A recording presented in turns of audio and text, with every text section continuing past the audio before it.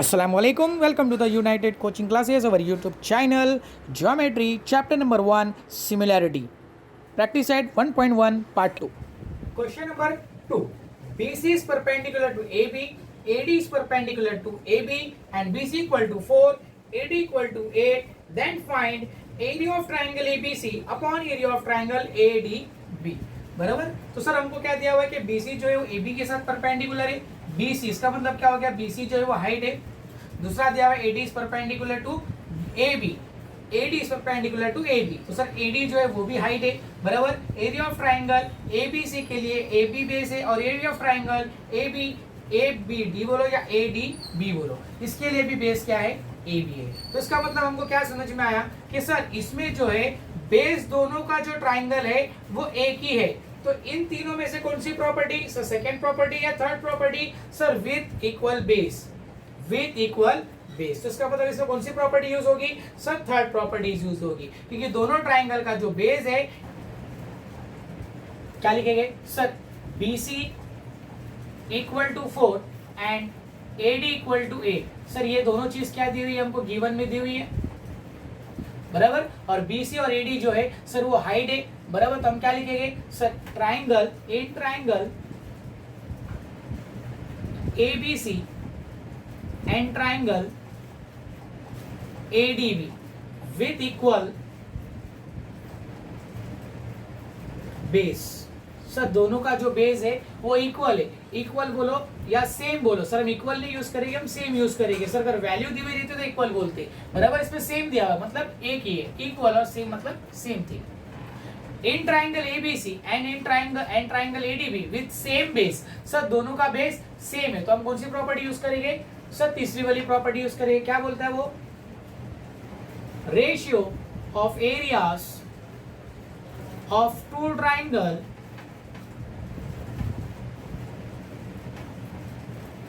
with equal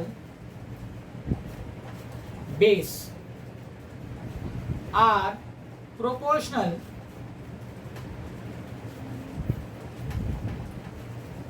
to their corresponding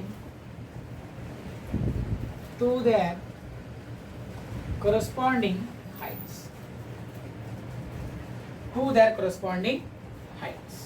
ठीक है. तो सर हम क्या करेंगे, area of triangle ABC upon area of triangle AD.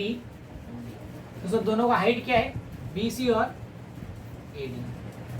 दोनों की वैल्यू दी हुई है तो 4 1 जा और 4 तो सर क्या आ गया, 1/2. Ratio of areas of triangle upon ratio of areas of ADB is 1:2.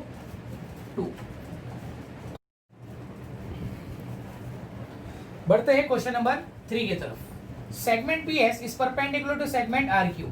Segment PS is perpendicular to segment RQ. ध्यान में रखिए RQ के साथ वो परपेंडिकुलर है. Segment QT is perpendicular to segment PR. If RQ 6 centimetre, RQ 6, PS भी 6 और PR कितना 12 सेंटीमीटर. सॉरी 12 सेंटीमीटर नहीं दिया हुआ तो हम यूनिट यूज करेंगे. ठीक है. हमको क्या फाइंड आउट करने बोल रहा है, QT फाइंड आउट करने बोल रहा है. तो हम देखते हैं 1 बाय 1 करके ये तीनों से यूज होता है क्या, नहीं.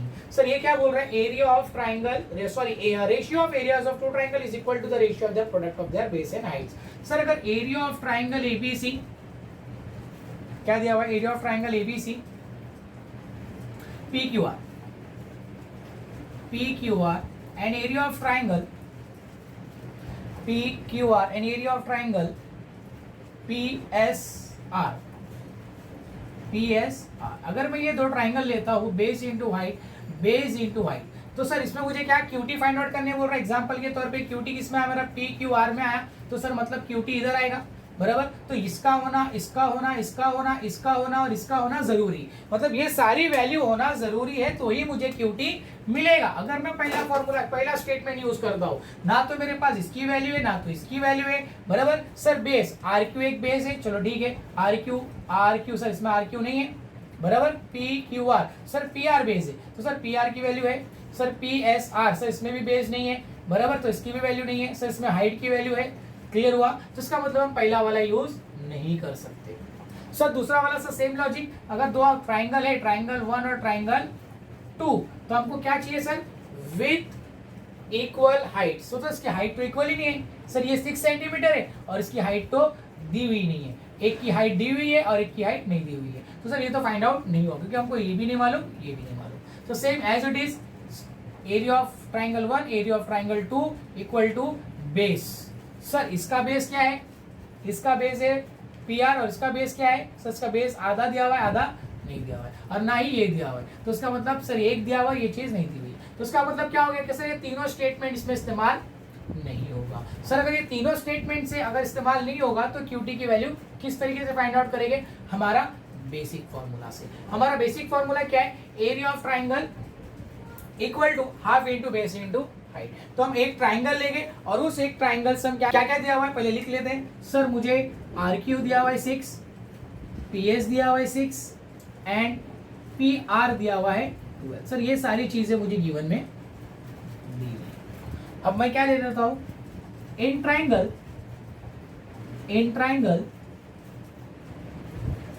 Area of triangle PQR, area of triangle PQR equal to half into base into height. Sir half base मैं किसको लेता हूं, RQ को बेस लेता हूं, RQ, और हाइट किसको लेता हूं, PS को। सर आप बोलोगे PS को कैसा लिया, इन ट्राइंगल PQR में PQR यहाँ पर दिया हुआ है, क्या दिया हुआ है कि सर PS जो है वो RQ को परपेंडिकुलर है, जिसके ऊपर परपेंडिकुलर होता है उसको हम बेस कंसीडर करते हैं, तो उसका मतलब उसको हम बेस कंसीडर कर सकते हैं। तो यहाँ पर एक हिडन एडजस्टमेंट के जैसे दिया हुआ था, तो ध्यान में रखिएगा कि सर PS जो है वो परपेंडिकुलर RQ के साथ है, इसके लिए मैं इसको हाइट इसके ऊपर कंसीडर कर सकता हूं। तो सर इसी तरीके से मुझे क्या मिल जाएगा, सर RQ की वैल्यू दी हुई है 6 और PS की भी 6, तो 2 1 जा 2 3 जा, तो इसी के साथ 18 स्क्वायर यूनिट्स मुझे मिल गया। सर क्या मिल गया, सर मुझे triangle area of triangle PQR की वैल्यू मिल गई, area of triangle PQR। Sir लेकिन मुझे एरिया ऑफ ट्राइंगल PQR की वैल्यू थोड़ी फाइंड आउट करने की थी, मुझे तो QT फाइंड आउट करने का था। सर अब हम यही फॉर्मूला वापिस से इस्तेमाल करेंगे तो हमको QT मिल जाएगा। Triangle in triangle PQR area of triangle PQR equal to half into base into height. Sir अब मैं क्या करूंगा, मेरा बेस चेंज कर दूंगा। अब मैंने बेस किसको ले लिया सर, PR को, क्योंकि तभी मेरा क्या होगा, QT मेरा हाइट होगा, क्योंकि QT जो है सर हाइट जो है वो बेस के ऊपर आता है। तो मैंने किसको ले लिया, बेस को, अभी PR को बेस ले लिया और QT को क्या ले लिया, हाइट ले लिया। सर क्यों, क्योंकि मुझे एरिया ऑफ ट्राइंगल अब पता है, तो इसका मतलब अब मुझे आसानी से मिल जाएगा। तो PQR के बदले क्या आ जाएगा 18, यहाँ पर डिवाइड, यहाँ पर आके मल्टीप्लाई। सर यहाँ पर इसकी वैल्यू दी हुई है, ठीक है, तो पहले मैं वैल्यू लिख लेता हूँ 1/2 इंटू, सर PR की वैल्यू कितनी दी हुई है, PR की वैल्यू दी हुई है हमारी 12 इंटू QT। सर जो चीज उधर मल्टीप्लाई इधर आके डिवाइड, तो ये मल्टीप्लाई होगा और ये मल्टीप्लाई आ रहा है तो इधर आके ये डिवाइड हो जाएगा। तो सर 2 1 जा और 2 6 जा और 6 1 जा 6 3 जा, तो सर कितना आ गया QT, that is QT equal to 3 units. तो सर QT की वैल्यू हमको बड़े आसानी से मिल गई। आई होप आपको क्वेश्चन नंबर 3 भी समझ में आया होगा। तो इसी तरीके से हमारा क्वेश्चन नंबर 2 और क्वेश्चन नंबर 3 खत्म। सेट नंबर 1.1 का question number 4, segment AP perpendicular to segment BC, AD is parallel to BC, then find triangle ABC, area of triangle ABC, ratio of area of triangle BCD। Sir हमको एक perpendicular दिया हुआ है और दो line जो है वो एक दूसरे के साथ पैरेलल है, तो हमको इस दो ट्राइंगल का रेशियो फाइंड आउट करना है। तो सर कौन किसके साथ परपेंडिकुलर है, AP is perpendicular to BC, तो इसका मतलब AP जो है वो हाइट है और BC जो है वो बेस है, और बोल रहा है कि सर AD जो है वो पैरेलल है BC के साथ। तो मुझे दो रेशियो फाइंड आउट करके बताओ, दो एरिया ऑफ रेशियो। तो सर दो ट्राइंगल का नाम तो ऑलरेडी दिया हुआ है, तो triangle ABC and triangle BCD। जब आप दो ट्राइंगल देखोगे, ट्राइंगल ABC, ये ट्राइंगल है ABC, तो सर इसमें हाइट AP है और बेस BC है। दूसरा ट्राइंगल है BCD, BCD सी डी, तो सर ये बी सी डी, सर ये दूसरा ट्राइंगल है। सर दोनों ट्राइंगल में अगर आप देखोगे ए बी सी में और बी सी डी में, तो सर बी सी जो है वो कॉमन बेस है, तो उसके लिए क्या लिखा है sir, in triangle A B C and triangle B C D same base B C, इसका जो बेस है वो सेम है। तो हम आ जाते हैं हमारे सीधा थर्ड वाले स्टेटमेंट पे, ratio of areas of two triangle with equal base. तो सर इसका इक्वल बेस है, तो उसका दोनों का एरिया, रेशियो ऑफ एरियाज दोनों ट्राइंगल का किसके ऊपर डिपेंड रहेगा, वो कोरस्पॉन्डिंग हाइट के ऊपर डिपेंड रहेगा, ठीक है। लेकिन आगे कुछ और दिया हुआ है, चलो आप पढ़ते हैं, देखते हैं। सो ये हमारा सॉल्यूशन है, the vertices of triangle ABC and triangle BCD lie on the parallel lines AD and BC. लेकिन हम क्या देख रहे हैं कि सर जो ट्राइंगल वर्टाइसेस है, वर्टाइसेस मतलब जो कोना होता है उसको हम वर्टाइसेस बोलते हैं। सर ये और ये, तो सर ट्राइंगल का जो वर्टाइसेस है, ट्राइंगल का जो वर्टाइसेस है, vertices of triangle ABC and BCD, दोनों ट्राइंगल का जो वर्टाइसेस है वो lie on the parallel lines AD and BC, वो एडी और बीसी के ऊपर लाई कर रहा है, मतलब उसके ऊपर आ रहा है, पैरेलल लाइन के ऊपर आ रहा है। तो इससे क्या मतलब होता है, इससे ये फाइंड आउट होता है कि sir the distance between the two parallel line is the height of the triangles. Sir जब भी दो पैरेलल लाइन दी हुई रहेगी, तो सर आप यहां से मेजर करो या यहां से मेजर करो, सर ये जो हाइट है ये 90 डिग्री रहने वाला है, क्योंकि दोनों लाइन पैरेलल है, स्ट्रेट लाइन बनाओगे तो सर ये जो है इसे हम हाइट कंसीडर करेंगे। अब आप इसे मेजर करो या इसे मेजर करो, एग्जांपल के तौर पे सर ये 4 सेंटीमीटर का है, तो सर ये भी कितना होगा, 4 सेंटीमीटर का। अब जैसे कि हम देख रहे हैं सर एटी और बीसी जो है दो पैरेलल लाइन है, और दोनों ट्राइंगल जो है सर उसके तीनों वर्टाइसेस ये दो पैरेलल लाइन के ऊपर बेस्ड है। तो इसका मतलब क्या हो गया कि सर एपी जो ट्राइंगल एबीसी का जो हाइट है वही हाइट जो है सर बीसीडी का भी वही हाइट होगा, मतलब दोनों का मेजर जो है वो इन शॉर्ट सेम होगा। तो सर अगर दोनों का मेजर सेम होगा हाइट का, तो इसका मतलब क्या हो गया कि सर इसका जो बेस सेम था एज वेल एज हाइट भी क्या होगा, सेम होगा। वही स्टेटमेंट इधर लिखेंगे हम, the vertices of triangle ABC and triangle BCD lie on the parallel line AD and BC, the distance between the two parallel lines is the height of the triangles. तो ये क्या बोलता है, दो पैरेलल लाइन के बीच में जो distance होगा वही हमारा हाइट कंसीडर करेंगे दोनों ट्राइंगल के लिए। तो इससे क्या मतलब क्या क्या मिल गया हमको, इससे ये मतलब ये साबित होता है कि sir distance between parallel line is constant. तो दोनों का जो डिस्टेंस होगा पैरेलल लाइन, मतलब दोनों का डिस्टेंस होगा, दोनों ट्राइंगल का हाइट वो कांस्टेंट होगा। तो सर इससे ये मिल गया कि triangle ABC and triangle BCD have equal Heights.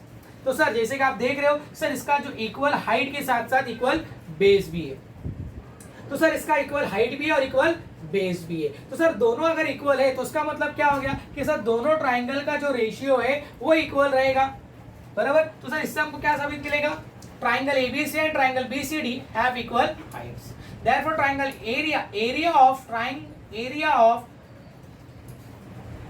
triangle ABC and triangle BCD have equal heights. Equal height के साथ साथ equal base भी है। तो area of two triangles of equal bases and equal height are equal. तो sir अगर base भी equal और height भी equal तो उन लोगों का area भी क्या होगा, equal होगा। Therefore, area of triangle ABC is equal to the area of triangle BCD. Sir जब उसका हाइट, दोनों का हाइट और दोनों का बेस सेम है तो सर दोनों का एरिया भी क्या होगा, सेम होगा। अब यहां पर ये अगर मल्टीप्लाई हो रहा है तो यहां पर आके उसका क्या हो जाएगा, डिवाइड हो जाएगा। Area of triangle ABC upon area of triangle BC, sir कुछ भी नहीं है मतलब, तो सर नीचे भी कौन आ जाएगा। तो सर इससे क्या साबित हो गया कि सर दोनों का रेशियो क्या है, 1:1। बहुत ही सिंपल क्वेश्चन था। आपको ये स्टेटमेंट जो है याद नहीं करना है सर, समझना है अच्छे से। ये स्टेटमेंट बोलता है क्या है कि अगर दो पैरेलल लाइन है तो दोनों ट्राइंगल का वर्टाइसेस जो है वो इसके ऊपर आ रहा है, इसके ऊपर आ रहा है, तो इसका मतलब उसका जो डिस्टेंस है वो सेम होगा। The distance between the parallel line constant, therefore the triangle ABC and triangle BCD have equal base, equal base भी और इक्वल हाइट भी है, तो उन लोग का एरिया भी क्या होगा, इक्वल होगा। सर अगर एरिया इक्वल है तो यहाँ पर मल्टीप्लाई, तो यहाँ पर आके डिवाइड, तो उन लोग का रेशियो क्या होगा, रेशियो हो जाएगा उसका 1:1। तो इसका रेशियो मिल गया हमको। Therefore triangle A B C race to triangle area of triangle B C D equal to 1:1। तो ये आता है इसका आंसर।